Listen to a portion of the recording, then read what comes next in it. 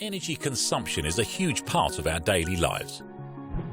We eat with energy. We travel with energy. We work with energy. And we even flirt with energy. But where does all of this energy come from? Today we gather most of our energy from coal, oil and natural gas, also known as fossil fuels. Additionally, we gather energy from biomass, nuclear and renewables. Fossil fuels consist of extracted decomposed organisms and plants that existed millions of years ago. Biomass converts plants into biometric material to produce energy. Nuclear energy is released during nuclear fusion. Lastly, renewable energy comes from a source that's not depleted when used, such as wind or solar power. But what's the profound difference between them? How they affect our planet? Jim is a designer and a small business owner, and he understands the importance of his bottom line. But Jim has one problem. He spends too much time dealing with financials and not enough time designing. The paperwork just keeps piling up, and there's never enough time in the day. If only there was a better way to handle the financials, then Jim could focus on his designs and not on paperwork. What Jim needs is Invoice to Go. With Invoice to Go, Jim can create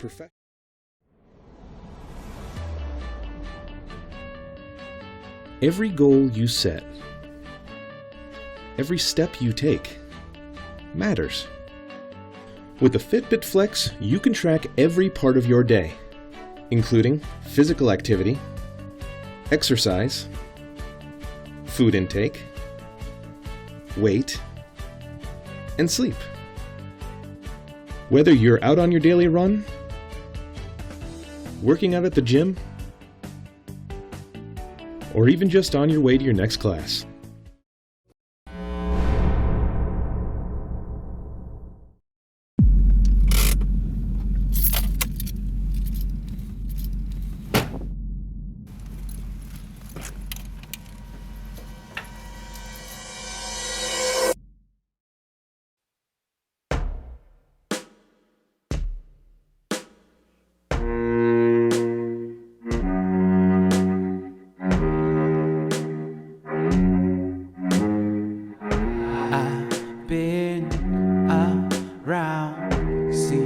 Towns, great ones, I say one today, and I hear it crying out, oh say,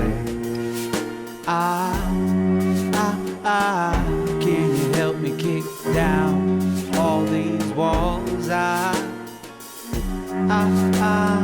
think of all the places we can go, need to feel like you're falling and tumbling. Jump out the hole again. It's not a cold world you see, it's an invisible light that we breathe. Nobody really understands the line that we are standing in, to be a part of time, to choose it.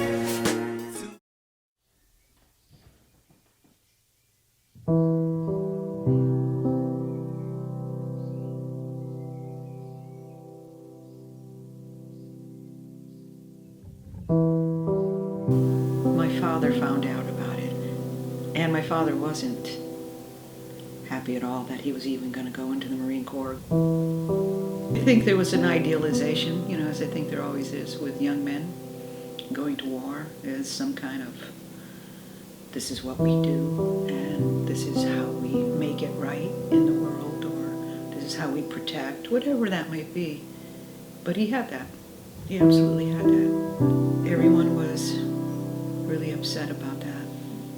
I remember myself, it was really hard on me. I had just gone to school for the first semester as a freshman, and everything was so unsettled. There were student demonstrations, they were rioting, Black Panthers, the National Guard. Everything was in unrest. So it was a very unsettled time to actually be in college, never mind a freshman. And I remember getting the call from my mother.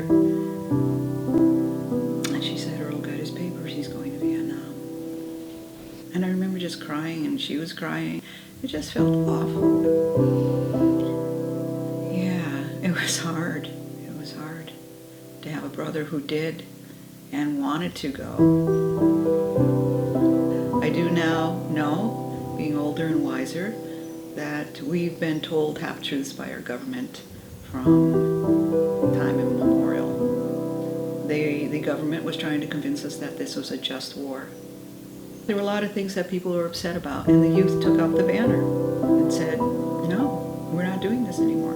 This isn't okay. We need more freedom. We need more truth. We need more individuality. We can't keep having the government and all the institutions telling us who we are or what we can do or not do. And we certainly don't want war. We don't want war. And even in some of Earl's letters, he reflects that.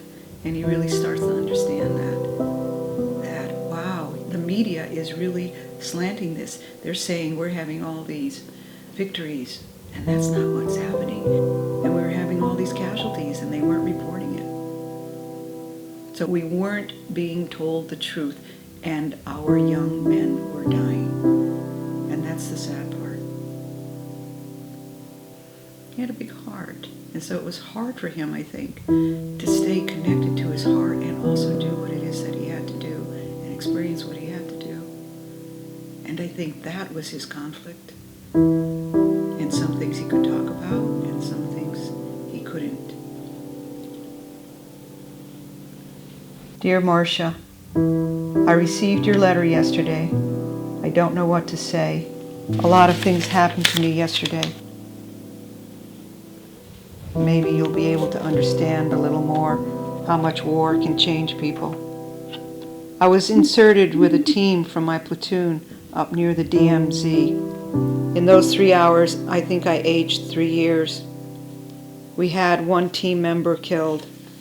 I know we killed 4 or 5 NVA. And with our close air support, I know we killed and wounded many others.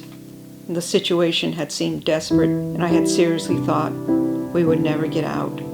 Neither did the others. Sometimes I can't believe some of the things that go on over here. I guess I've talked enough about Vietnam. I probably shouldn't even be passing on this info. I'm sure the brass wouldn't approve. The truth hurts. There will be so much for us to talk about when I come home. I know we will both have changed. I only hope I will have changed for the better. Love, Earl.